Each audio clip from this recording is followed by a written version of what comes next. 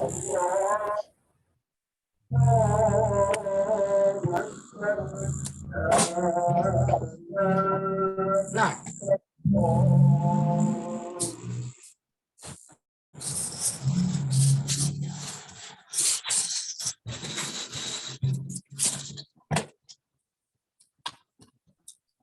baiklah, Assalamualaikum warahmatullahi wabarakatuh.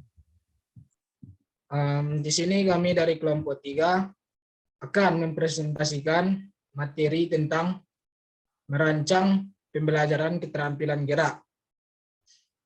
Untuk materi pertama akan dibacakan oleh Laras. Kepada Laras dipersilahkan. Baik, terima kasih kepada moderator. Di sini saya akan menjelaskan materi pertama, yaitu 1. Merancang pengalaman dan aktivitas pembelajaran. Merancang pengalaman belajar yang sesuai dengan tujuan pembelajaran merupakan aspek penting dalam perencanaan pembelajaran. Merancang pengalaman belajar pada hakikatnya menyusun skenario pembelajaran sebagai pedoman guru dan siswa dalam melaksanakan proses pembelajaran.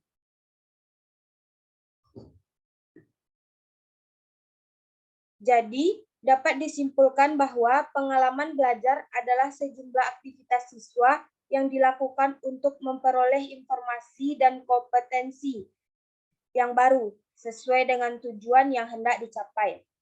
Untuk mencapai dan mengembangkan pengalaman belajar siswa, perlu mempertimbangkan hal-hal sebagai berikut. 1. Sesuai dengan tujuan atau kompetensi yang akan dicapai. Untuk merumuskan tujuan yang berada dalam domain kognitif, maka pengalaman belajar dapat dirancang hanya dengan mendengar dan membaca. Untuk mencapai tujuan pembelajaran dalam domain afektif maupun psikomotorik tentunya berbeda lagi. Yang kedua, sesuai dengan jenis bahan atau materi pembelajaran.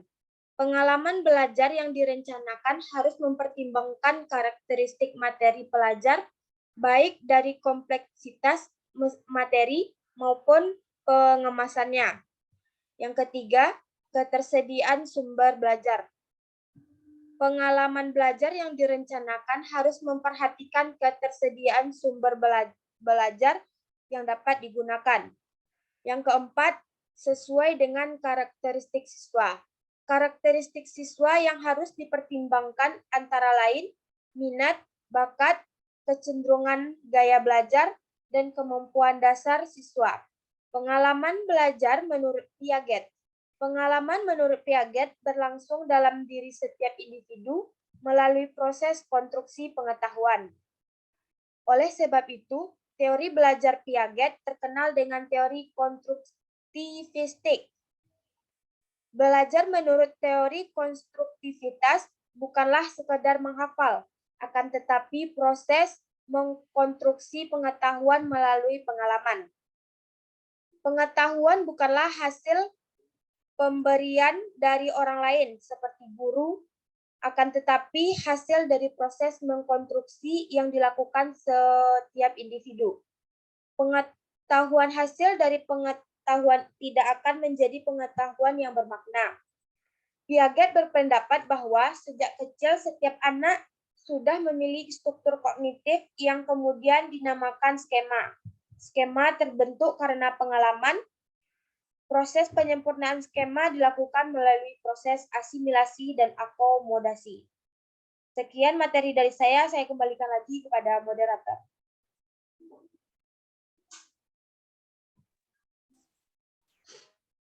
Untuk materi kedua akan dibacakan oleh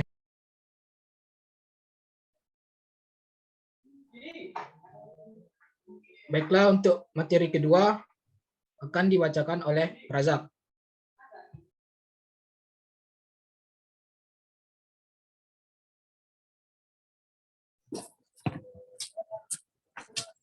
Baik, saya akan melanjutkan materi kedua. 2. Merancang pembelajaran dan memiliki aktivitas pembelajaran dan metodik.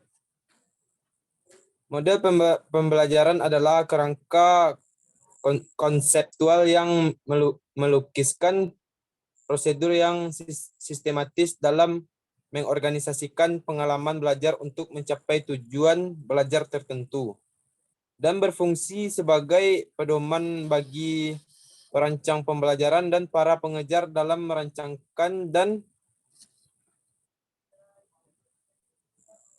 dan para pengajar dalam merencanakan dan melaksanakan aktivitas pembelajaran benar-benar merupakan kegiatan bertujuan yang tertata secara sistematis.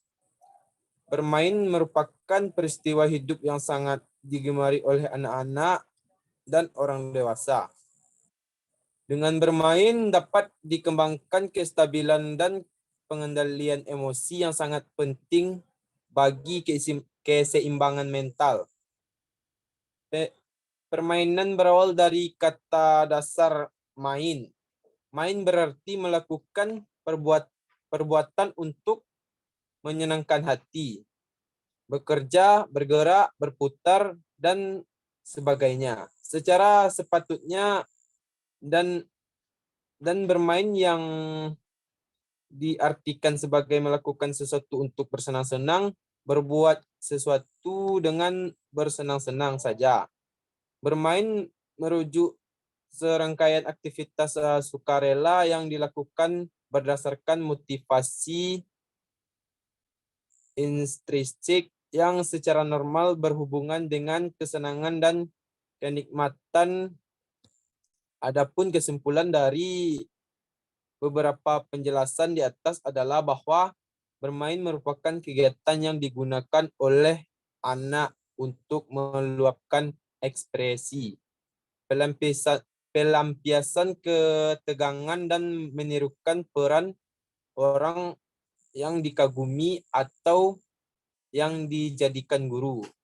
Jadi dengan kata lain, bermain itu aktivitas yang penuh dengan nausa keriangan, memiliki tujuan melekat di dalamnya untuk kegembiraan dan kesenangan serta mudah dilakukan untuk anak.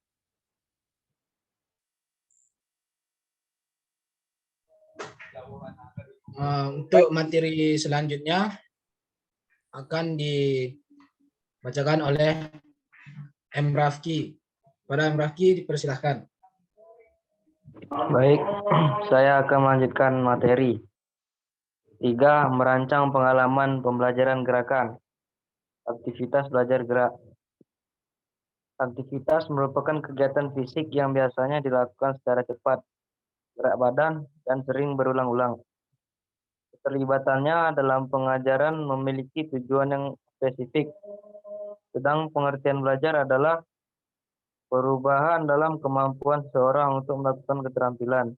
Ini harus disimpulkan dari peningkatan yang relatif permanen dalam kinerja sebagai hasil dari praktek atau pengalaman. Gerak atau gerakan adalah perilaku karakteristik anggota badan tertentu atau kombinasi dari anggota badan yang merupakan komponen bagian dari keterampilan tindakan atau motor. Selanjutnya, belajar gerak adalah suatu proses adaptasi perilaku yang berkenaan dengan perilaku gerak yang relatif permanen sebagai hasil usaha mengembangkan kemampuan melakukan tugas melalui praktek dan pengalaman yang melibatkan faktor-faktor fisik dan psikologis secara terpadu. Dari beberapa pendapat di atas, maka dapat disimpulkan bahwa aktivitas belajar gerak adalah kegiatan fisik yang memiliki tujuan spesifik, menghasilkan perubahan dan kemampuan keterampilan seseorang sebagai akibat dari kombinasi anggota badan atau tubuh yang relatif permanen serta melibatkan beberapa faktor secara terpadu.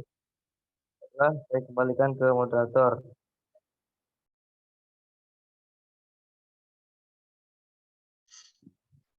Baiklah, untuk materi selanjutnya saya akan membacakannya sendiri.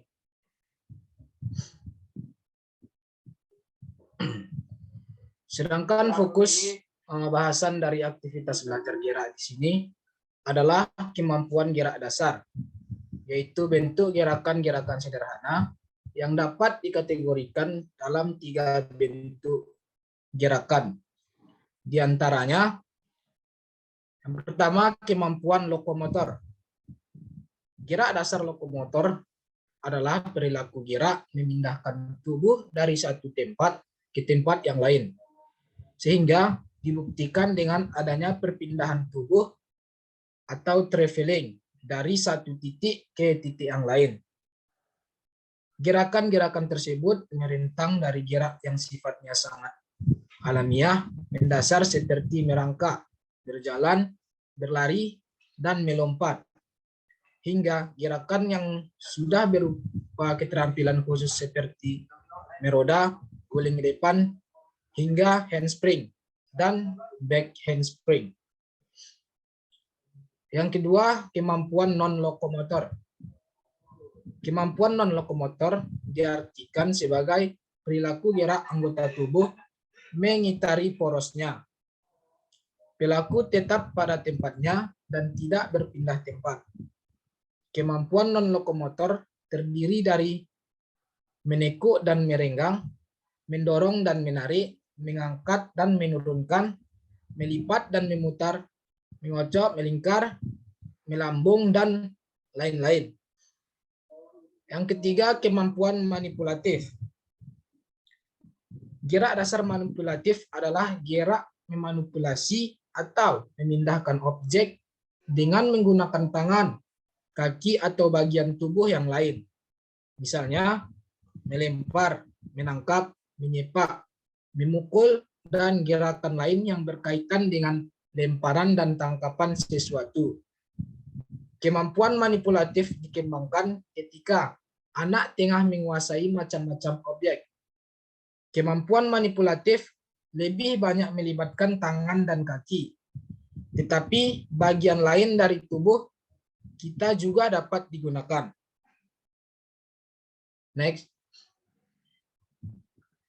Namun menurut Galway, Osmond, dan Goodway pada tahun 2012, keterampilan gerak dasar yang sangat penting bagi anak usia dini terbagi atas 2 bentuk, yaitu lokomotor dan objek kontrol. Yang pertama, lokomotor. Lokomotor merupakan gerak yang memindahkan tubuh dari satu titik ke titik yang lain.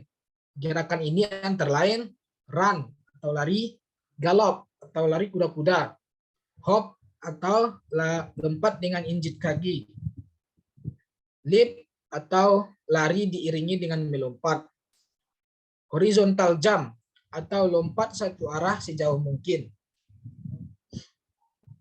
Yang kedua, objek kontrol. Objek merupakan gerakan manipulasi objek. Gerakan ini antara lain, yang pertama, overarm throw atau lempar bola dari atas. Yang kedua, kicking atau menendang bola. Yang ketiga, punting atau menendang bola sebelum menyentuh tanah. Yang keempat, sideline tracking stationary ball atau memukul bila bola yang diam. Baiklah, untuk materi selanjutnya akan dibacakan oleh Taufik. Para Taufik, dipersilahkan. Baik, terima kasih kepada moderator. Materi selanjutnya yaitu keterampilan gerak dasar atau skema keterampilan gerak dasar. Yang pertama yaitu keterampilan lokomotor. Yang pertama yaitu berjalan, kedua mencongklang, 3 loncat tali, 4 lompat dengan injakan, yang kelima meluncur, yang keenam berlari, yang ketujuh mengelak, kedelapan meloncat-loncat, kesembilan lari diiringi dengan melompat, yang ke-10 lompat tinggi tegak, 11 lompat tinggi jarak jauh. Poin kedua yaitu keterampilan keseimbangan. Contohnya yaitu seperti berguling lurus ke samping, 2. Bergulir ke samping, yang ketiga bergulir ke depan, yang keempat bergulir ke belakang, yang kelima memutar, yang keenam peregangan, yang ketujuh gerakan meliuk, yang kedelapan melompat dan mendarat, yang kesembilan keseimbangan, dan kesepuluh kemampuan merubah arah. Poin yang ketiga itu keterampilan manipulatif. Contohnya yang pertama itu lemparan bawah, yang kedua lemparan atas, ketiga lemparan samping, 4 menangkap, 5 menggelindingkan, 6 memantulkan, 7 menangkap dan menggulirkan bola, yang ke-8 mengover dan menangkap, yang ke-9 memukul, 10 menembak, 11 menendang bola yang dilambungkan, 12 menendang, 13 menggiring bola, dan yang terakhir 14 menjebak. Sekian penyampaian materi, saya kembalikan kepada moderator. Baiklah, terima kasih. Mungkin hanya itu materi yang dapat kami jelaskan. Apabila ada salah kata, mohon maaf. Assalamualaikum warahmatullahi wabarakatuh.